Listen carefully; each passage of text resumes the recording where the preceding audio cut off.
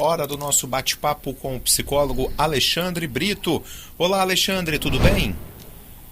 Olá, Leandro, é sempre um prazer estar aqui com vocês. Alexandre, por conta da pandemia da Covid-19, o assunto saúde mental, ele ficou mais falado, né? Foi um assunto que entrou na pauta de todo mundo, porque nós vivemos várias etapas dessa pandemia. O principal, o inicial, né, que foi o principal, foi a questão do isolamento, da quarentena, de você não ter muitos contatos sociais, muitas pessoas ficarem sozinhas na solidão, e isso acabou gerando vários efeitos, entre eles a depressão, Alexandre. Sobre isso, a gente ainda está vendo, depois de 2 anos, muitos desses efeitos desse isolamento causado pela pandemia? Olha, com certeza a gente está vendo esses efeitos, né, do isolamento social que aconteceu por causa da pandemia, e efeitos que a gente acredito que ainda não tem uma projeção do quanto isso vai ser agravado daqui para frente. Porque a pandemia, ela pode ter iniciado alguns processos de adoecimento, enquanto saúde mental, enquanto transtornos mentais, bem como ela pode ter evidenciado alguns também. Porque antes da pandemia, nós tínhamos algumas atividades que poderiam ser até como paliativos ou até mesmo encobrir alguns transtornos mentais, como festas, algumas pessoas recorriam a bebidas alcoólicas, as próprias academias, e com tudo isso se fechando, com tudo isso tendo aquele movimento de isolamento, quarentena, algumas questões começaram a surgir cada vez mais, e a gente precisa dar atenção para isso.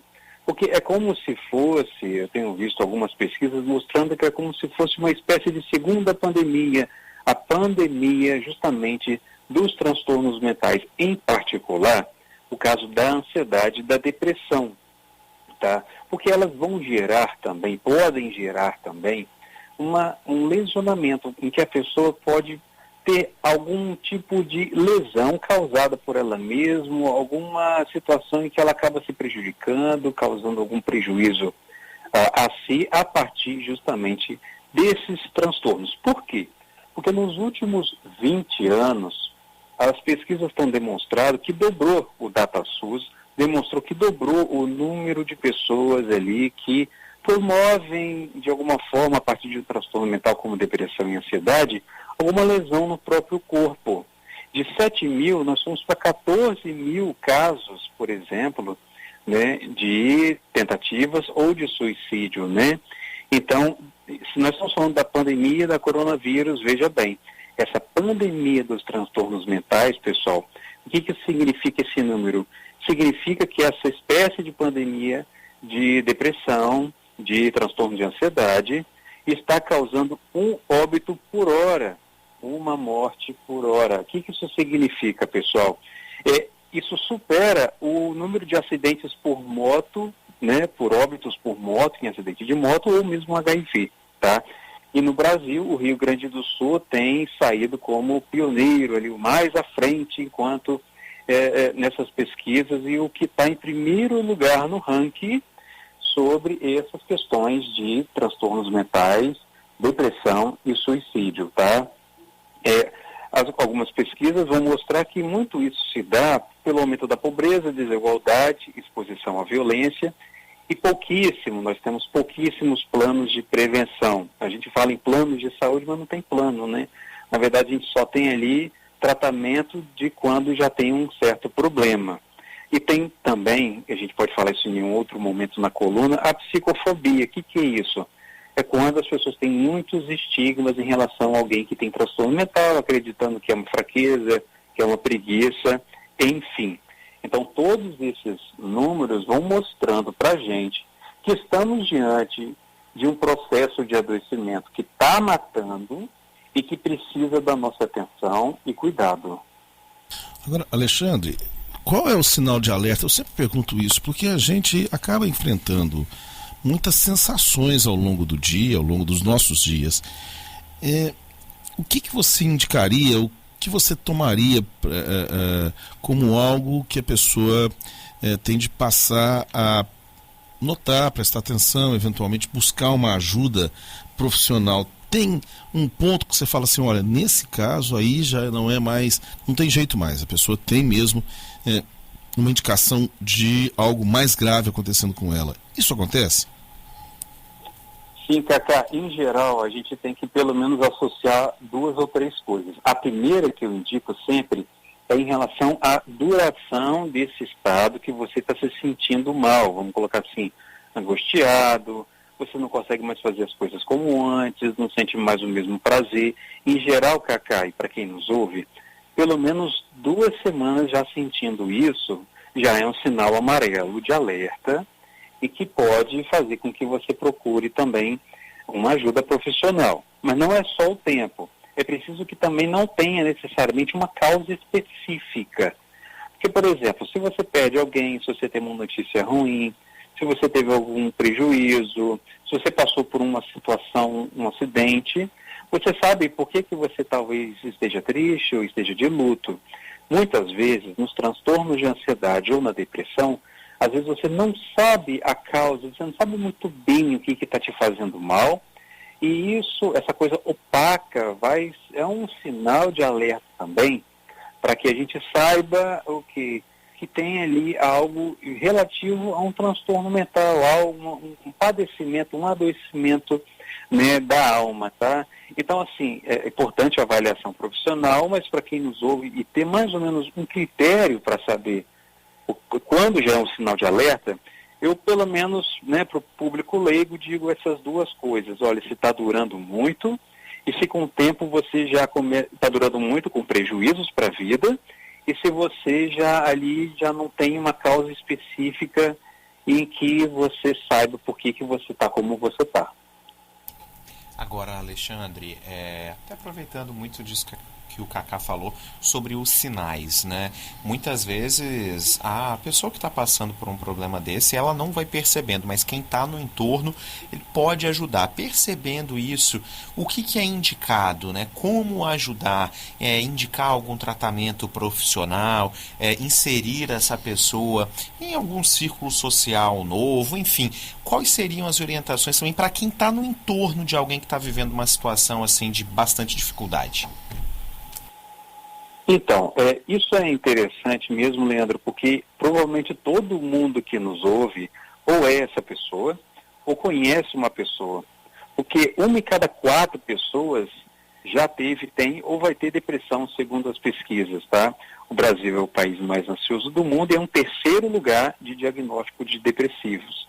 Então, se você percebe que alguém está numa situação em que ela mudou as atividades, aquilo que ela lhe dava aquele interesse, aquele gosto diminuiu, a pessoa ela começa a ter essas dificuldades de relacionamento social, está se isolando, começa a ficar muito em redes sociais ou em telas, ou começar a aumentar o número de drogas ou de bebida alcoólica, enfim, você pode tentar com essa pessoa demonstrar para ela, como se fosse um espelho para ela, de como ela está agora, como ela era antes, sua opinião sincera. É claro que, em geral, você também não pode ali ser invasivo ou algo assim.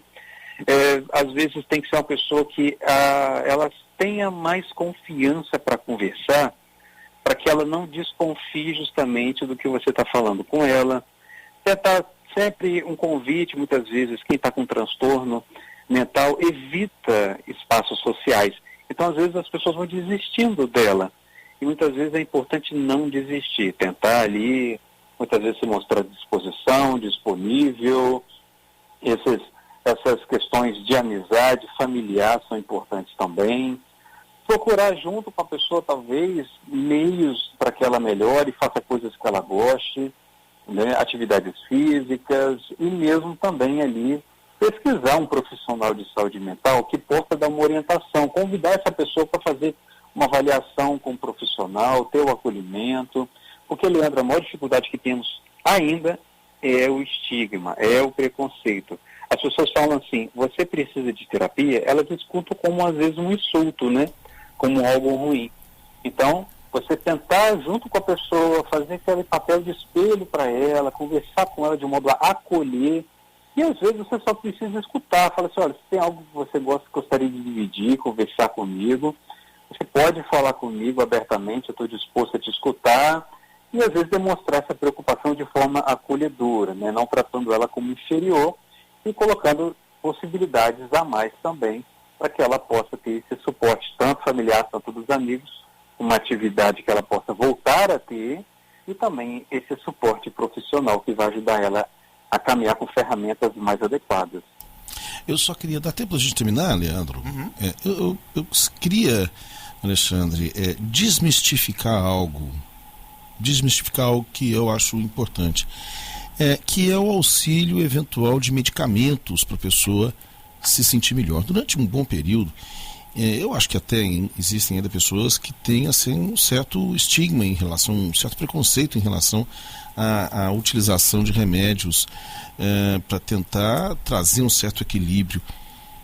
Essa época já passou, né, Alexandre? Esses remédios, hoje a utilização desses remédios é algo que é cada vez mais comum, né? Eu queria que você explicasse isso para nós rapidinho, já que a gente está quase no finalzinho do programa aqui.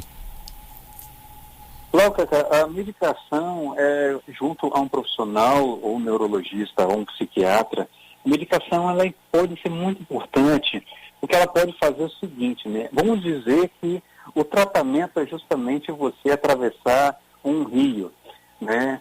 Mas às vezes você começa não com as forças que você gostaria. A medicação, Cacá, é como se fossem as boias para que você pudesse iniciar essa travessia. Ela te ajuda a não afundar.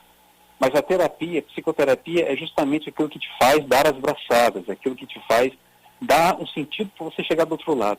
Então a medicação ela é um auxiliador, ela é muito importante. Os medicamentos hoje estão melhores, com menos efeitos colaterais, mas é muito importante que seja com um profissional para que você não faça essa automedicação, porque pode até agravar o seu caso.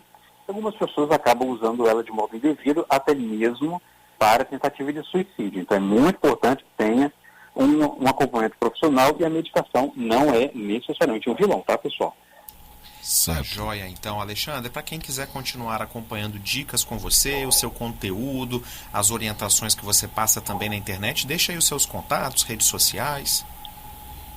Claro, Leandro. E outra coisa, essa semana eu vou dedicar só sobre o assunto da depressão nas minhas redes sociais, tá?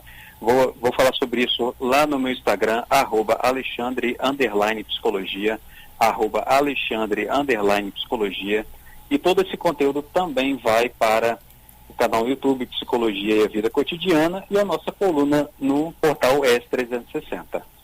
É isso aí, Alexandre. Até semana que vem. Até semana que vem, pessoal. Tchau, tchau. Tchau, tchau.